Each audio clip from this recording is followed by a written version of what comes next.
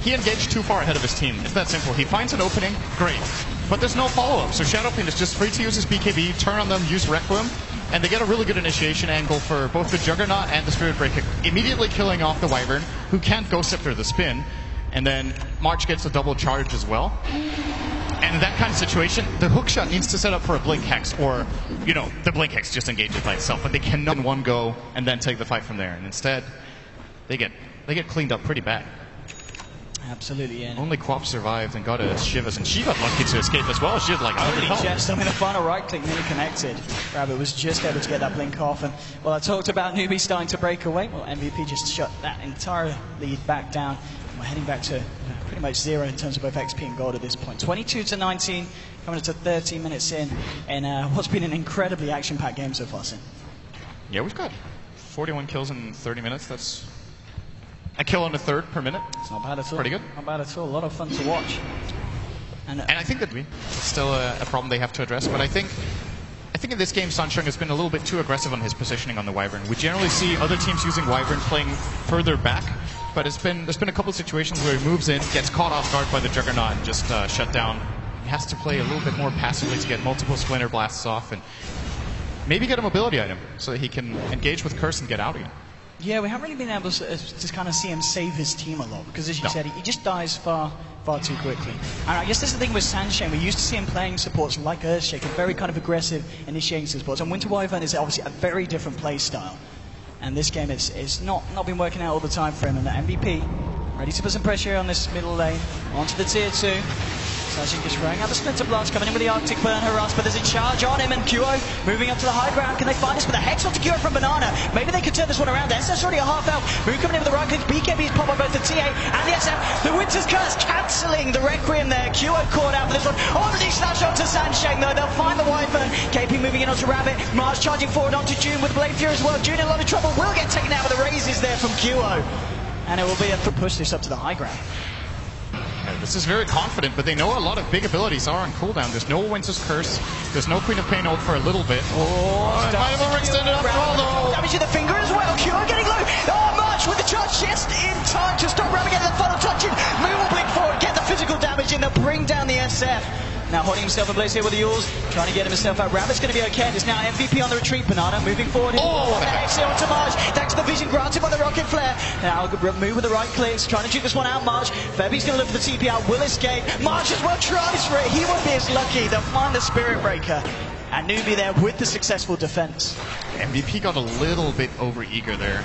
I think they're starting to feel like they're on top of the world because their Shadowfiend has survived multiple fights, but a big part of it has just been that newbies' engagements haven't been that good. And once you're in the enemy base and you're just standing next to their tier 3, it's very, very easy for them to jump on your Shadowfiend and shut him down like that. So you need to be a little bit more careful, and some big kills going newbies' way here. They did have to... Who did they buy back? They bought back the Clockwork as well. They bought back Line and then Clock, so not really the best of trades, but they still got a couple of core kills, and even though it doesn't show much on the graph, the fact that Shadowfiend and Spirit Breaker are on the sidelines. Now on top of that Desolate. He's got the BKB done as well. I mean, does he just go straight for an MKB here, or does he go for crit? I'm wondering if he wants to go for Butterfly. It just seems like a natural build-up against the Shadowfiend, who already showed his ultimate orb, so he's definitely not going MKB right now. And Juggernaut's bought a Basher. They haven't seen that, though, but he's probably going to assume that they're not going to go for MKBs as their next items of choice. He's picked up a Demon Edge, so. I think it's a Daedalus. He's just going to hit super hard. Unless, well, MKB against the Solar Crest could also be the choice.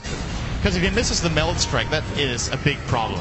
That is a lot of damage lost from not applying that. The question is, at this point, do MVP, I mean, Kuo, as you said, picking up the Ultimate Orb, looking for his next big item. Can they afford to still look for fights here? I mean, do Newbie need to go aggressive, or can both teams afford to just sit back and farm up? I think it's all about Roshan right now. Controlling the area, whatever way you do it, if it's by fighting or by pushing out lanes and farming, whatever works, just don't give away Roche right now for either team. It's absolutely crucial. And MVP, there. They want to go for it. Oh, Roche is up, let's go. Yeah, I mean, the damage with the Solar Crest, to mess around. It's melting. Yeah, this goes very fast with their minus armor, and oh, a little bit of a bash. It's been scattered out by the Rocket Flare. Just sitting away the Ancients, and it looks like that Rocket Flare was enough to spook MVP right back. They back themselves off. Newbie are smoked up. They really want to try and jump in onto this one, but MVP, they're playing a bit wiser. They're backing themselves right up into their jungle. Kuo actually has a Skadi now. Oh, he's got it complete. In a second. He just needs a point booster and an Orb of Venom, and he has 1,400 gold. So he needs one wave. He's going to buy the Orb of Venom in base, probably send it to their own secret shop, and then fly it out to him. If he can get that before the Roche fight, that could make a really big difference for him. Of course, Newbie can snipe this really, really quickly if they want to. Yeah, sitting around the Pretty good position. Of course, TA traps are excellent for these mid-game stalemates, giving a little bit more information. Even if they get countered, you know there's at least one hero in the neighborhood. And the Rocket Flare coming out from June, they're revealing a couple of the heroes on the high ground. They move away from the Roche pit for the time, but they're going to go back towards it. They know that this really is the point of contention here that could swing the game in both ways at this point. And it seems like it's been QO's approach in the games of Shadow Fiend we've seen to go for this build. Like, very, very tanky build. Not the type of damage. He wants to go straight in, charging onto Banana. Fight's going to kick off, looking for the Nether Strike. Winter's Curse now thrown down onto March. Move coming in with a finger as well. Marchie just a little bit too tanky. June hookshotting across, Sonic Wave. Blasts down Marchie on the Spirit Break with the Omni Slash coming through. Nuts will be able to find the kill onto the Clockwork. And KP moving forward with the Blade Fury. That fine move is a killing spree now for the Juggernaut. And for Sanche as well. The Skadi from QO, she's doing too much damage. Double kill here for the Shadow Fiend. And MVP clean up, and off the back of that, easy looks to take an easy Roshan. Yeah, they could even consider Raxing mid. It's being pinged out. I'm not sure if they want to go for it after Roche. This Roche should take them a good like 5 or 10 seconds with all the minus armor they have. They're going to give it to QO by the looks of it. And honestly, I think this might be a lane of Rax. There's 50 seconds on TA. There is no way in hell Newbie win a team fight without their TA, without Winter's Curse, and without Finger. It's just not going to happen. They have Healing Ward and 2 lives in the Shadow Fiend. He can just go in front and he won't die. So the question is, do MVP have the confidence, and do they believe that the TA does not have buyback? If they saw the MKB, they would know. Well, QO is hanging very, very close to this tower. Looks like they want to try and go for it. Maybe, as you said, they spotted it out. They realized there's no TA for sure for 25. Oh, that was an aggressive blink. Rabbit needs to be careful. Might fight this, but he ends up just having to walk himself away. All that restoration for Nuts doing too much in terms of healing. Splinter Blast coming out to a few of them. KP will duke it out here with a Blade Fury. Death Ward back up in 6 seconds. Good hold. And only losing the tower here for Newbie is very, very good. Now, the Healing Ward will be up, but it's too late. TA will respawn. They might still try to go for it, though. Let's be a little bit careful here. QO's mana is very low. He actually won't be able to use anything else than Requiem to fight break out. Well, with the Earth Spike onto QO, and they're going to follow this one up. He's just going to smash it away at Mew. Now with KP going in with the Blade Fury, June's trapped himself in with him. He'll be able to get himself out of the cogs. And QO, as you said, down to half health now. No mana. Maybe this will be the time that MVP keep themselves backed up. Or do they go back in? Healing themselves up here. Now March is charging away. Looks like that's it for the time being. And Ping's coming out into the bottom lane. Looks like they're going to be content with just trying to take a tier 2. I think Newbie want to defend this. They're coming out of the base. Coming out towards this tier 2. Rabbit on the front lines. They're going to be linking back. The track's already being thrown out here by Febby. It's going to be very hard for Newbie to fight into this one and catch MVP off guard. With the right click of QO, they'll be able to find themselves another tier 2 here, the side of MVP. And nothing that Newbie can do against it. They have taken a massive lead over the last 5 minutes. This game has been very, very close, and all of a sudden, we're in the 5 digits lead for MVP. They've taken all tier 2s, they've taken to tier 3 in the mid lane. They still have the Aegis, and their Shadow Fiend could buy a new core item very soon, as well as their Juggernaut almost having Abyssal if that is his item of choice. This is pretty scary for the defending champions. I was going to say, this is the team from the wildcard, MVP Phoenix, really giving the defending champions a run for their money. And if anything, MVP definitely in the better position at this point.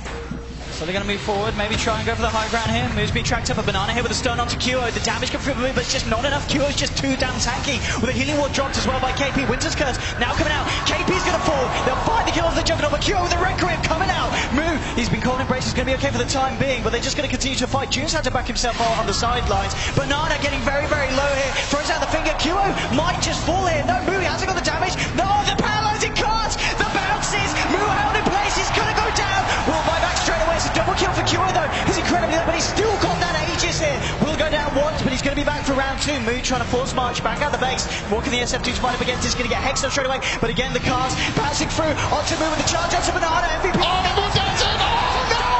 On the TA. Down for 110. Omni Slash. Banana's going to melt. 3 heroes down to the side of Newbie.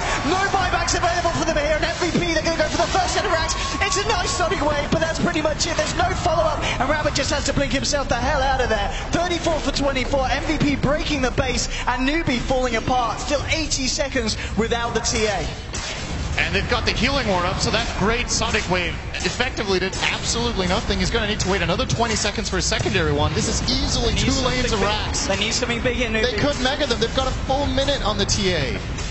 No one's going to kill QO if the TA is dead. The only one who has a decent chance would be the Juggernaut with Wyvern's Winter's Curse onto the Shadow Fiend. But they don't have it yet. Rabbit, He does not have it either! Brace might just save it for the time, but no! He goes down another Death Ward drop down. Dreamhouse is GG! Ruby are out, the defending champions defeated in the first stage of the elimination matches, and MVP Phoenix will climb themselves forward. Wow. As LD would say. Wow. Wow! That has got to feel really good for MVP.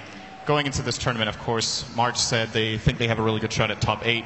They're feeling confident, they're feeling prepared, using experience from previous years to try to carry themselves further in this tournament. This is the first big step for them. It's more than, I think they just stepped up about $150,000 $50,000 now to $200,000. $150K in this game. Great improvement. Very well executed strategy, and I think really importantly, best of 1 series. A lot of people are expecting in these elimination matches, some teams might try a cheese strat of some sort. Pretty much just a standard MVP Phoenix strategy, just well executed. Pure player skill. QO's performance on that SF, absolutely flawless. 15 kills, 18 assists, only dying the 4 times. I mean, from the start as well, we saw him in lane. He didn't necessarily do the best against the tier, but he was able to stand up against it. And the harassment from Wyvern didn't phase him. They carried it through to the late portion of the game, and Newbie just didn't have the potential to carry against what MVP had achieved. We saw MVP take the Roche, and then off the back of that, the pressure was all on, full force onto Newbie. And Phoenix, they take it, they move forward. These guys coming through from the wildcard with the incredible performance. I'm very